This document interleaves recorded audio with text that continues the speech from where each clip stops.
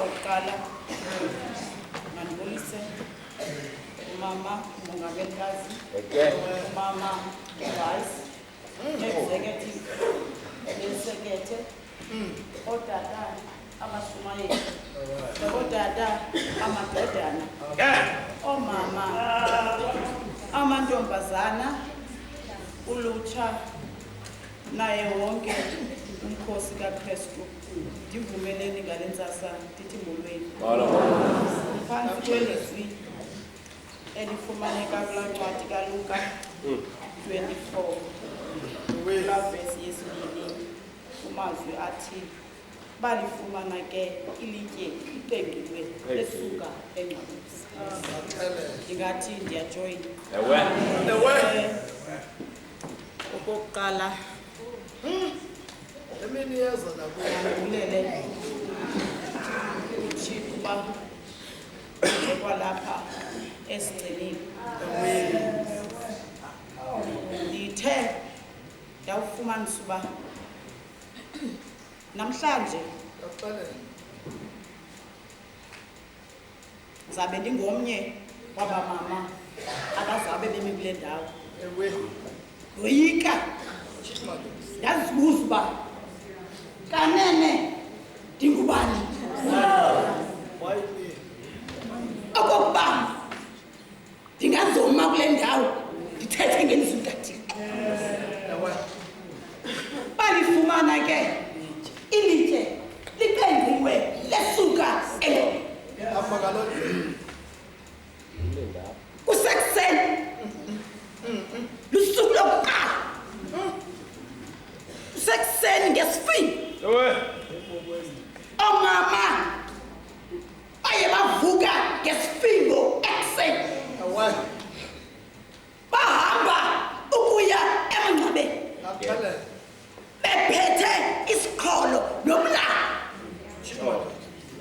Bathe bakufika emangcwabeni, bafika ilitye liqengqiwe lisusiwe.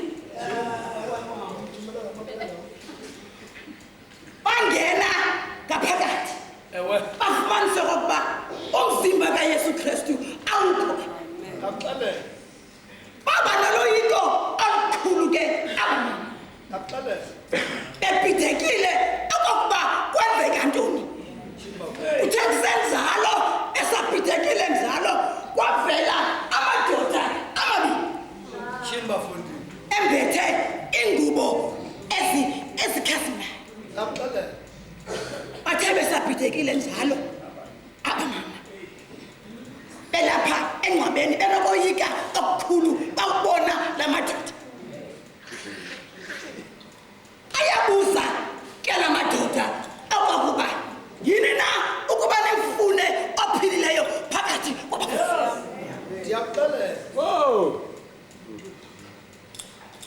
Uvukile akekho.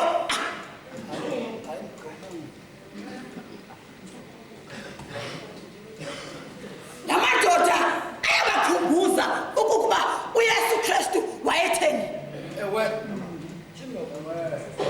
Wayethilo kaloku ukuba uyakunikelwa unyana womntu ezandleni zaboni, kodwa ngomhla wesithathu abuye avuke.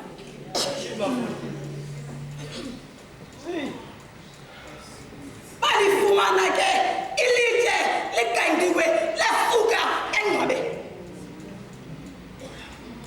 uYesu Kristu mos uvukile namhlanje ngeli xesha. uYesu Kristu mosi ababethelelwe emnqamlezweni, kodwa namhlanje uvukile. Balifumana ke ilitye liqengqiwe lesuka engcwabeni. Kudala bazali bam iPasika zifika, kodwa ngexesha ngale Pasika ka-2010 uThixo yamcela bazali bam atshintshe ndenze umsebenzi ofanelekileyo. Lisuswe ilitye kum.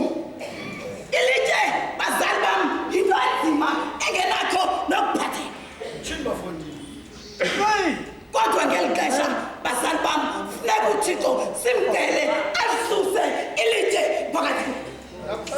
Ngoba kaloku lo Yesu uvukileyo simlandelayo namhlanje uYesu Kristu usebenzile ezantsi emhlabeni yade yangumzuzu wokugqibela.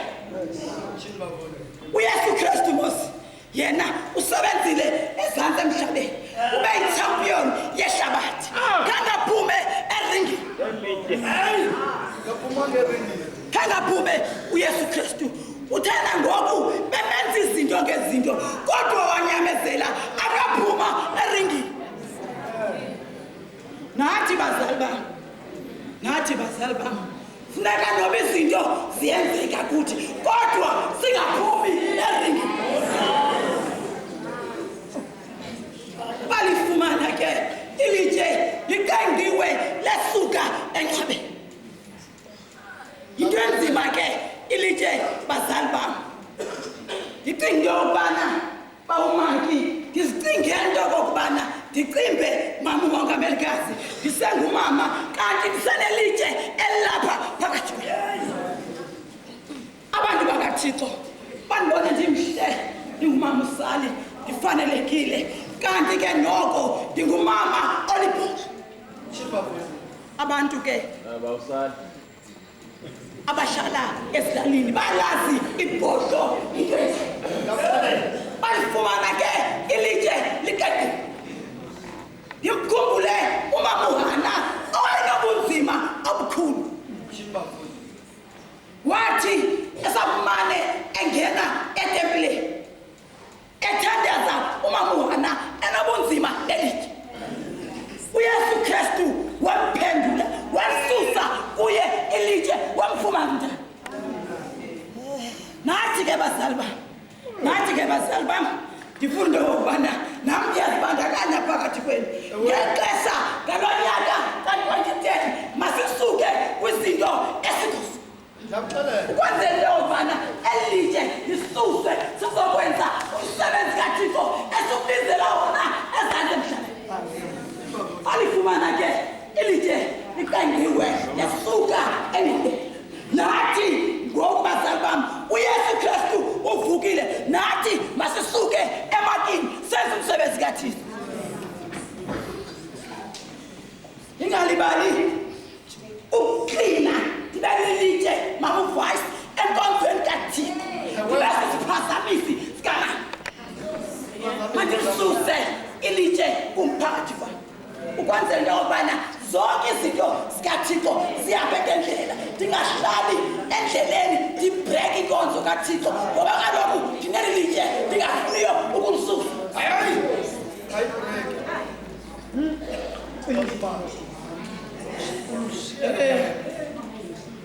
Bazali bam ndizawunikela umene kodwa ndiyanicela bazali bam masisebenzeni ngenyameko senze umsebenzi kaThixo.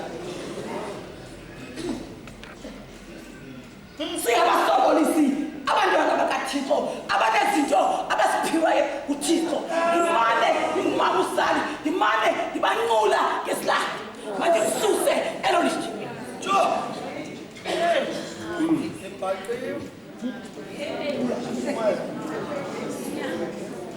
Ngoku ndizawunikela kuwe men. Oogxa bam bagqibile.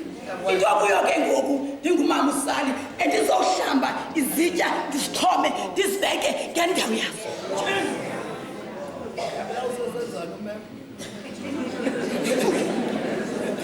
Balifumana ke ilitye liqengqiwe lesuka engcwabeni ngoYesu Kristu Nkosi yethu. Amen.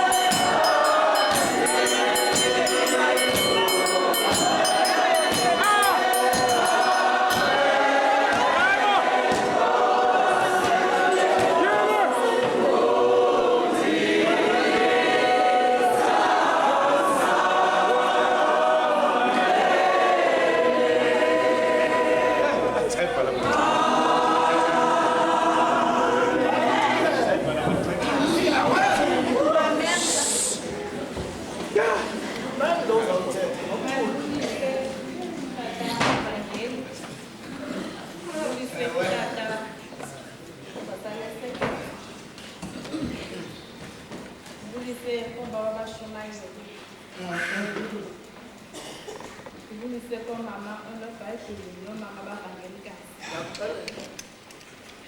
Ndibulise tata amadodana. Amen. Ndibulise koomama bokuthandaza. Ndibulise iintombi zokuvuma. Ndibulise ulutsha, one way, one hand. Ndibulise kubantwana abakhoyo apha. Ndibulise ingqungquthela ka-2010 ilikaChristi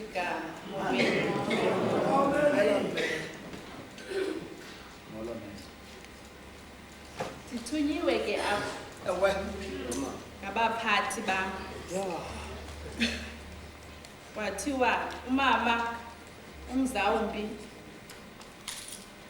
uzayipheka imbiza ayibone. Athi umama uNdonga ayiphake. Umama uBoy asihlambele izitya. Umama uSali azosule. Mina ke okwam kukuziqoqosha ndizivalele ekhabhathini. Emva kwam ndihlale ndibukele uGeneration.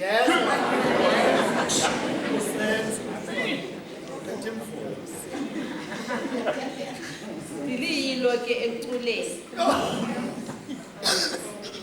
Kodwa ngengoma egqiba yocula mama uVice indenze ndakwazi ucula.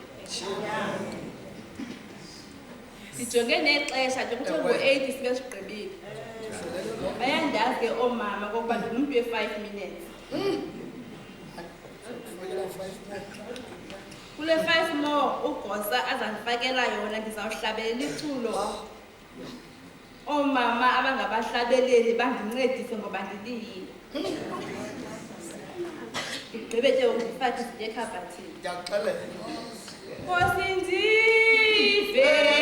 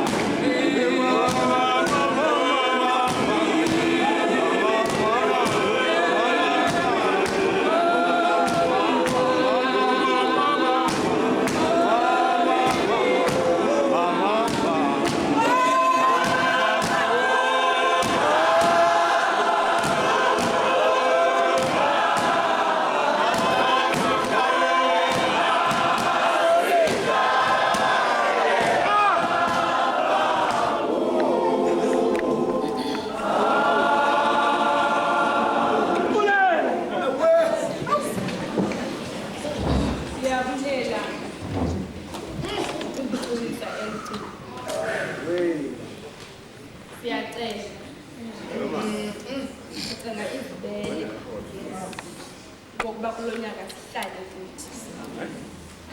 Bathi oomama balifumana ilitye liqengqiwe lesuka engcwabeni. Balifumana ilitye liqengqiwe. Owethu uThixo unako. Kunjalo nje uyaziguqula iimeko. Xa ndiqalayo ndibulisa apha, ndicela nobulisa abantu abangaphumelanga izolo ukuza kwiinkonzo zayizolo ngenxa yamatye. Kodwa ndibabona belapha ngoba loo matye aqengqa.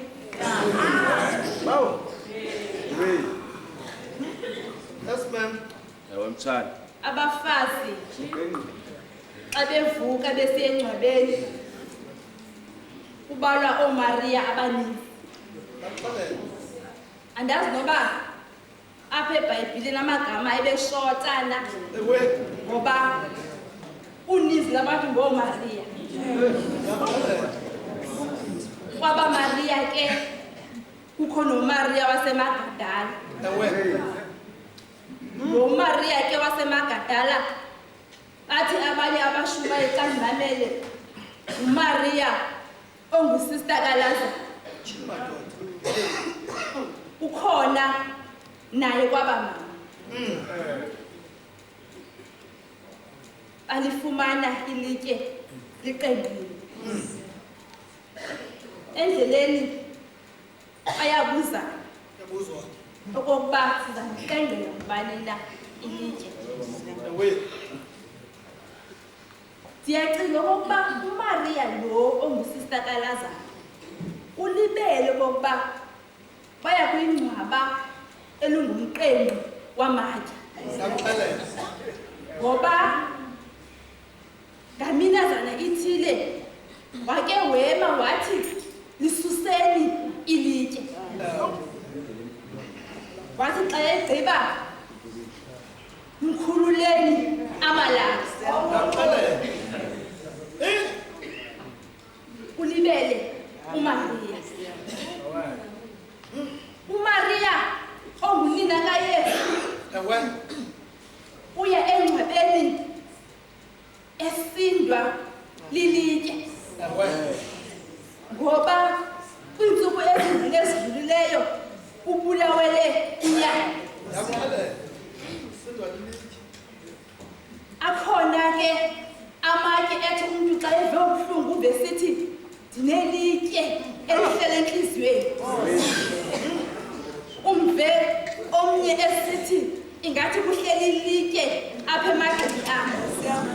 Kodwa ekuseni kwanamhlanje loo matye aqengqiwe.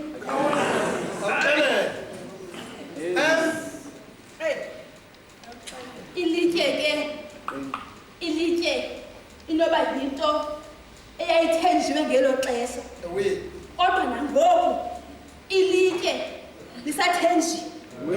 Ngoba kuthi naxa kusakhiwa izindlu kubekwa ilitye ekhoneni okokuba le ndlu ize ingakreki xa kufika ixesha lokokuba seyindala.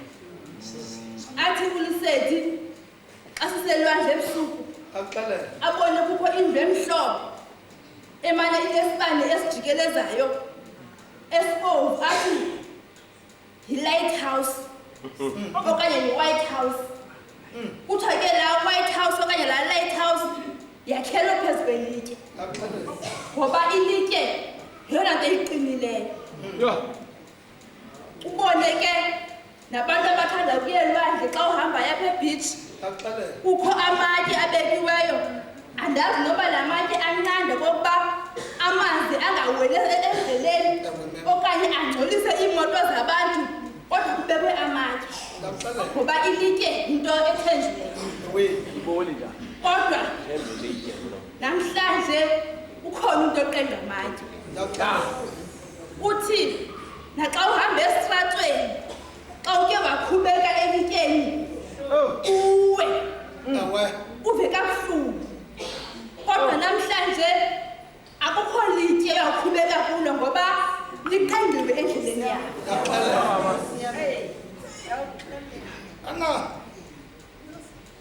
Owethu uThixo unakho.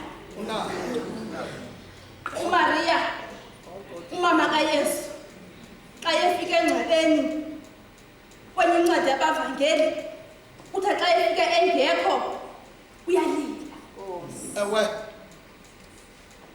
Xa elila abone umuntu okanye sisithunywa mthunzini okanye unguYesu ngoqobo lwakhe okanye ungomnye weSecurity bezibekwe apha akayazi. Athi xa elila abuze ukuthi mfazi ulilelani na. Athi uMaria xa ephendula ukuba umsusile ndixelela kumbeke khona. Ambiza ngegama athi Maria.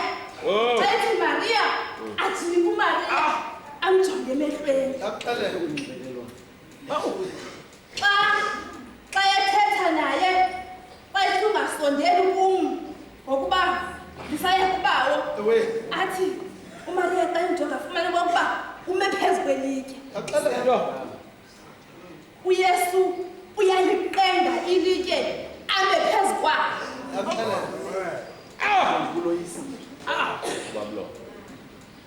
Athi abeshumele xa ndibava beshumela abanye uve umntu esithi kuphi na kufa ulwamvila lwakho. Umve esithi kuphi na hadesi ukonwaba kwam okanye kwakho. Ngoba namhlanje ilitye liqengiwe ukufa koyisi. Owethu uThixo unakho. Owethu uThixo uyasiqengela amatye. Uba ingaba ulonyaka uze unamatye okanye ngene unamatye yaze kokuba wethu uThixo unakho. Kunjalo nje uyawaqenga amatye.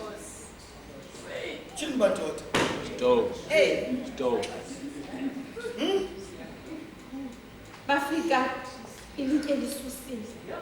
uYesu ithi ikhorasi endivicula ithi mikhulu ingumangaliso imisebenzi yakho. Ngoba ukuza kukaYesu emhlabeni kwaqala kwaprofetwa kwi-Old Testament. Nokufa kwakhe kwaqala kwaprofetwa kwakule Old Testament. Izinto esizibona zenzeka ngexesha likaYesu uthi umntu oyifunda iBhayibhile okanye umntu omamela ilizwi likaThixo xa ehlele ecinga ave kokuba tyhini ungotya kwakusithiwa yenzeka mosele.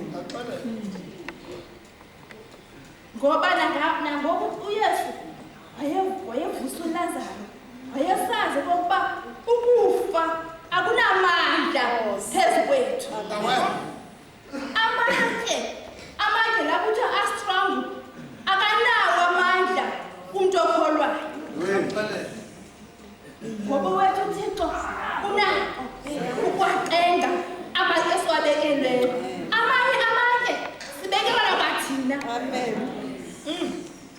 Ukubeka ilitye ucinga kokuba wena uzawuphelela kokuba ilitye lakho limkhubekise umntu limwise. Thixo uyaqenga. Uyaqenga Thixo ilitye. Nawe ke mama wam kulo nyaka khawubona amatye wakho watsho kuThixo. Khawuzihlele phambi kwakho uzixele into ozicelayo uzixele nezono zakho uwaxele namatye awabekela abanye abantu uThixo akwazi ubaxenga. Ngoba xa ulekile wena ngokwakho awuzukwazi uliqenga ngoba iza kusinda.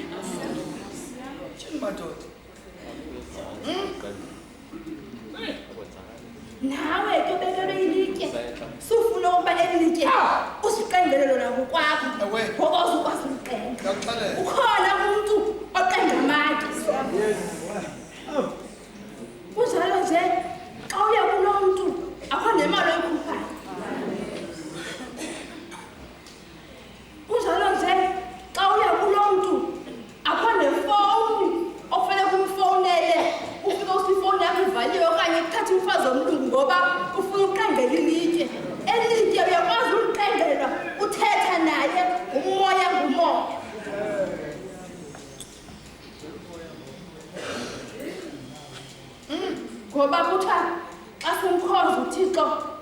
sikhonze ngomoya ngoba uThixo wethu ungumoya.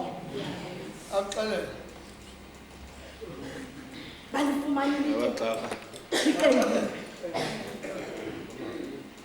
Asambeni ke zintombi ezintle zokuthandaza.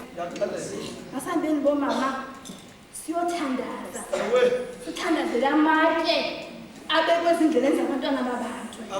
Okokuba aqengwe. Azawuqengwa. Uthi ngenye imini umfundisi uMakhalane uThembinkosi eRhawutini kungoDisemba uyagoduka ukubonakalisa okokuba ilitye yinto ethenjiweyo emhlabeni. Uthi xa efika i-toll gate xa igqiba udlula imoto yakhe ikhwele phezu kwento angayaziyo. Xa ekhwelayo ifune ukuwa imoto kodwa ngoba uThixo wethu unako ayikhontroli imoto yakhe. Xa emisa ufumana okokuba le moto yakhe ikhwele phezu kwamatye ngoba umtyholi uyakwazi usebenzisa umntu ngelitye. Ufumanise okokuba kule ndlela kubekwe amatye okokuba iimoto mazikhwele phezu kwala matye bakwazi okokuba benzele into abafuna uyenza kwaba bantu. Kodwa ngoba uThixo wethu unako uyawaqenga amatye. Xa emisa umfundisi uThembinkosi bafika kungekho mntu ngoba uThixo uyawaqenga amatye. Owethu uThixo unako yaye uyaziguqula imeko esikuzo. Bangaba imeko kuyo ikwenza okokuba umthandabuze. Bangabi imeko kuyo ikwenza okokuba uzifilishe wena nasendlini akugcwele amatye. Khawuthandaze kuThixo ngoba ayaqengwa amatye. Suziqengela ngokwakho ngoba uThixo wethu uyawaqenga. Uthi umama amanye amatye zinhliziyo zethu. Enye ichorus ithi uthi uYesu khupha inhliziyo yelitye wafaka inhliziyo kamoya. Khawumcele ebangabula loo nhliziyo yelitye okokuba akaliqenge olo litye afake inhliziyo kamoya. Ngoba wethu uThixo unako. Balifumana liqengqiwe ilitye. Loo nto ke ibonise okokuba eyethu inkosi ivukile. uYesu Kristu inkosi yethu. Amen.